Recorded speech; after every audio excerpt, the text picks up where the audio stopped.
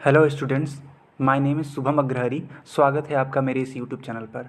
Class 9th से लेकर class 12 तक की पूरी फिजिक्स, केमिस्ट्री और मैथ्स पढ़ने के लिए इस चैनल को ज़रूर से ज़रूर सब्सक्राइब कर लीजिएगा, क्योंकि यहाँ आपको हर एक चैप्टर कंप्लीट पढ़ाया जाता है।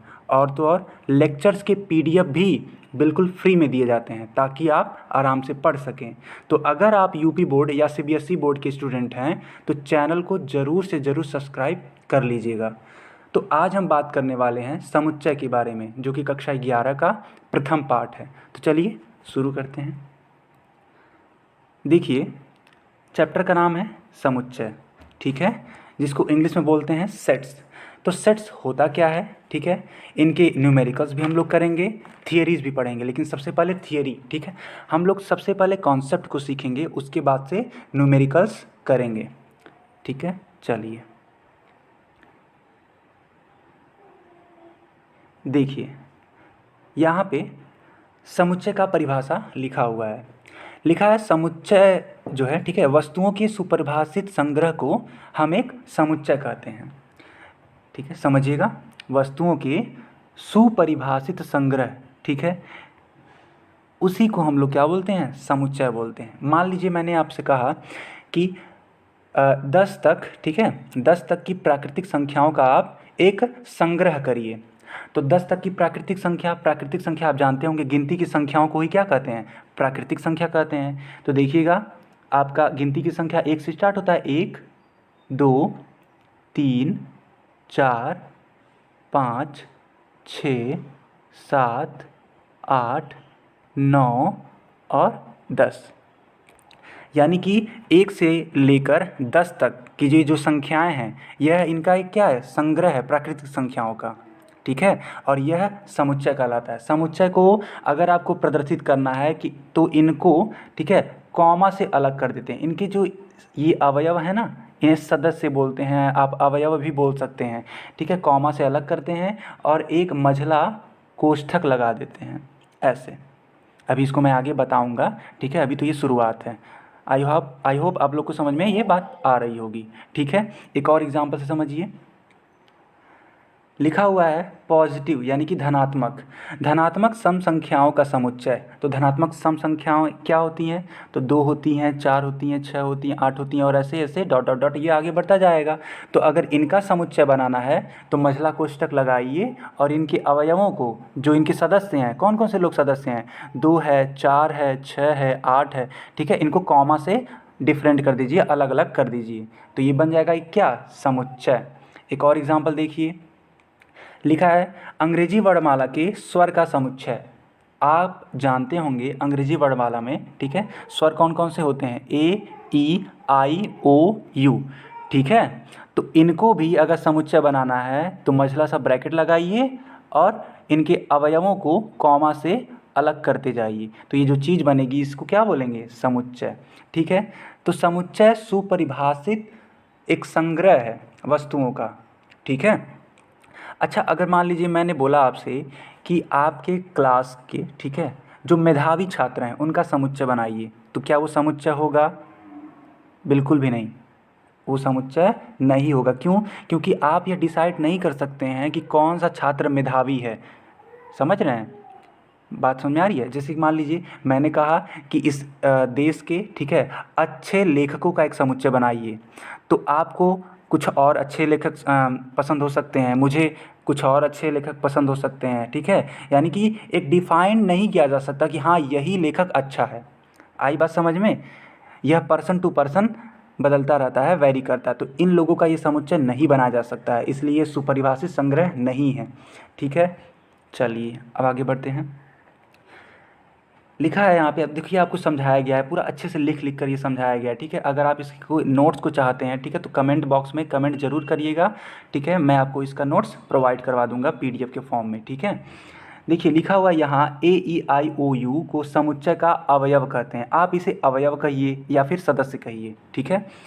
फिर कहा गया है समुच्चय को प्रायः अंग्रेजी वर्णमाला के बड़े अक्षरों से निरूपित करते हैं। देखिए एक एग्जाम्पल के थ्रू आपको समझाया गया है। मान लीजिए 10 से कम विषम प्राकृतिक संख्याएं आपको लेके समुच्चय बनानी है, तो प्राकृतिक संख्या यानी कि गिनती की संख्या, और उसमें भी विषम होना चाहिए। तो विषम संख्याएं कौन कौन सी होती हैं? 1, 3, 5, 7, 9 इसी तरीके से होता है ना।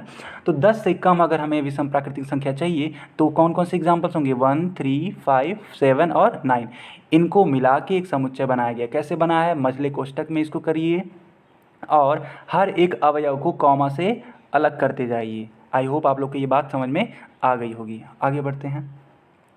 लिखा गया है कि समुच्चय के अवयवों को अंग्रेजी वर्णमाला के छोटे अक्षरों द्वारा प्रदर्शित करते हैं। मान लीजिए अगर इसके एलिमेंट हैं, एलिमेंट मतलब अवयव, ठीक है। अवयव को अंग्रेजी में ही क्या बोलते हैं? एलिमेंट बोलते हैं। इसी को सदस्य भी बोलते हैं, ठीक है।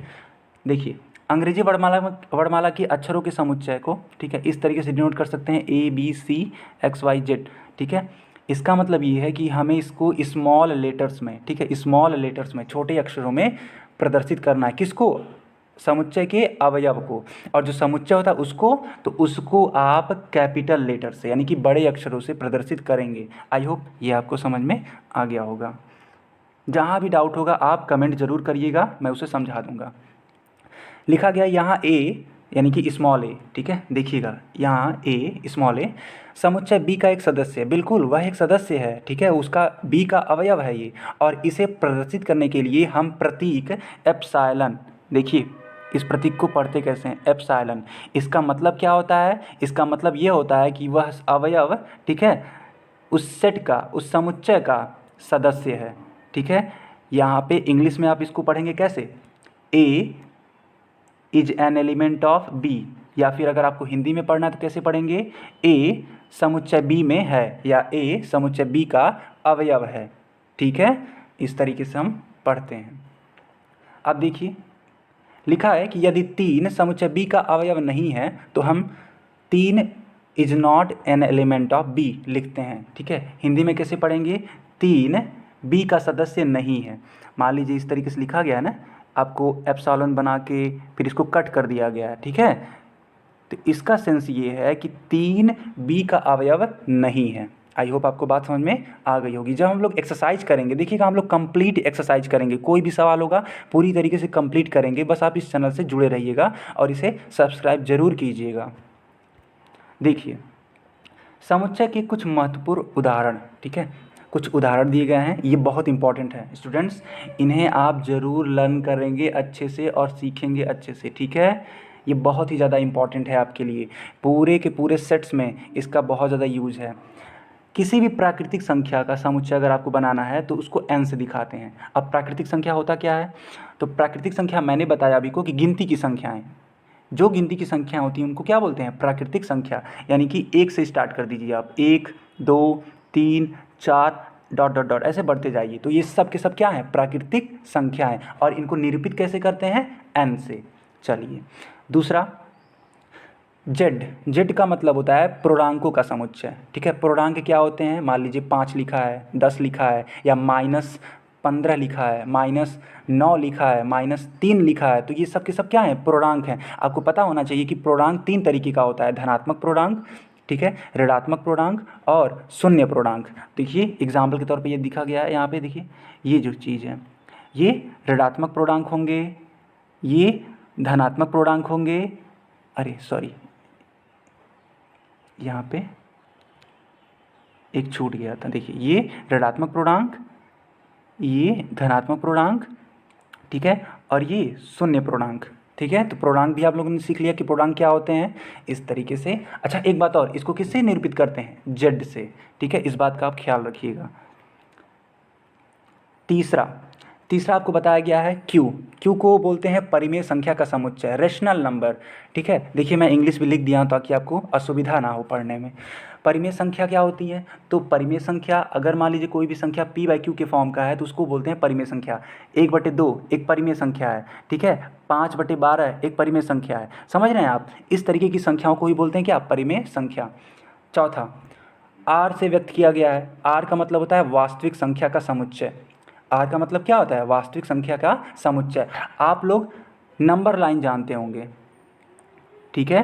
तो इस नंबर लाइन पे जितने भी डिजिट्स होते हैं, जितने भी नंबर्स होते हैं, ठीक है, उन सारे लोगों का सेट रियल नंबर कहलाता है, आई बात समझ में। देखिए माइनस इन्फाइनाइट से लेके प्लस इन्फाइनाइट तक जितने भी नंबर्स होंगे इनके बीच में सब के सब क्या हैं, वास्तविक संख्या हैं। अब आप कहेंगे सर क्या डेसिमल, मान लीजिए कोई नंबर लिखी गई है, सपोज 3.5 लिखा गया है, तो क्या ये वास्तविक संख्या नहीं है? बिल्कुल है ये। अगर कोई रेशनल नंबर लिखा गया है, मान लीजिए 5/3 लिखा गया है, ठीक है, समझिएगा एक एग्जाम्पल है ये, 5/3 लिखा गया है, तो यह भी एक क्या है, वास्तविक संख्या है। आप डेसिमल में लिखिए, फ्रैक्शन लिखिए, ठीक है, इंटीजर लिख दीजिए, पूरा का पूरा आप पूर्णांक लिख दीजिए, उस सब के सब संख्याएं क्या होती हैं, वास्तविक संख्या। तो हम लोगों ने ये सीखा कि नंबर लाइन पे जितने भी नंबर्स होते हैं उस सब के सब क्या होते हैं, वास्तविक होते हैं, वास्तविक संख्या उन्हें कहते हैं, ठीक है। अब देखिए समुच्चय को निरूपित करने की विधियाँ। समुच्चय को निरूपित करने की दो विधियाँ हैं, समुच्चय को निरूपित करने की दो विधियाँ हैं। कौन कौन सी हैं? देखिए पहला है रोस्टर या सारणीबद्ध रूप और दूसरा है समुच्चय निर्माण रूप। इस लेक्चर में हम लोग रोस्टर या सारणीबद्ध रूप पढ़ेंगे, ठीक है, और अगले लेक्चर में हम लोग यहाँ से स्टार्ट कर लेंगे, ठीक है। तो हम लोग पूरा इसको सीखेंगे आखिर ये रोस्टर या सारणीबद्ध रूप कहते किसे हैं।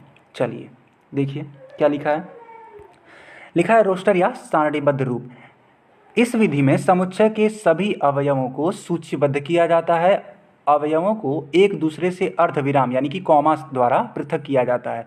उन सभी को एक मझले कोष्ठक के भीतर लिखते हैं। देखिए मझला कोष्ठक ऐसे ही बनता है, ठीक है, ये आपको समझ में नहीं आया होगा शायद, तो एक एग्जाम्पल के थ्रू समझते हैं कि ये है क्या। देखिए मान लीजिए किसी ने बोल दिया कि 10 से कम सम प्राकृतिक संख्याओं का समुच्चय बनाइए। हमें प्राकृतिक संख्या तो लेना ही लेना है, साथ में कैसी प्राकृतिक संख्या, सम प्राकृतिक संख्या, वो भी कितनी, 10 से कम।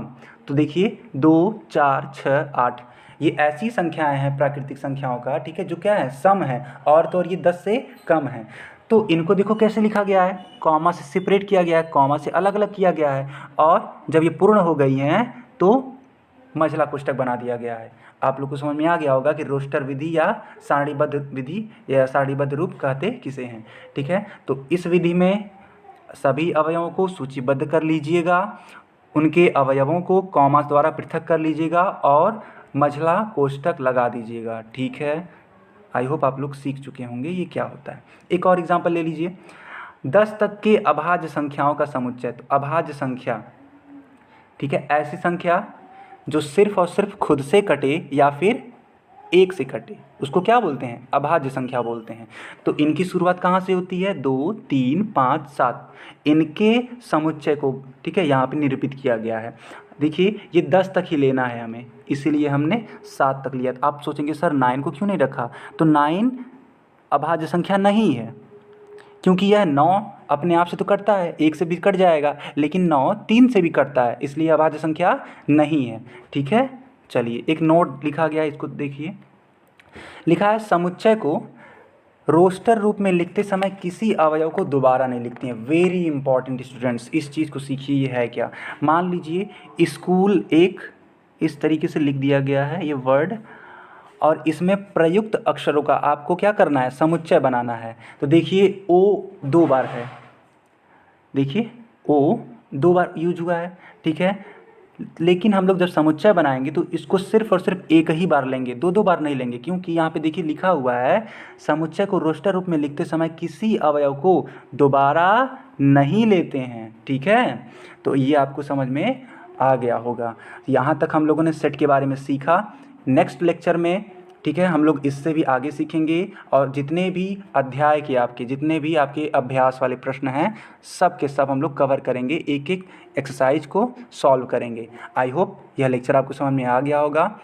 देखिए अगर फ्री में पढ़ना है और कंप्लीट पढ़ना है तो इस चैनल को ज़रूर से ज़रूर सब्सक्राइब कर लीजिएगा, ठीक है, और अपने साथियों को इसे शेयर भी कीजिएगा। Thank you.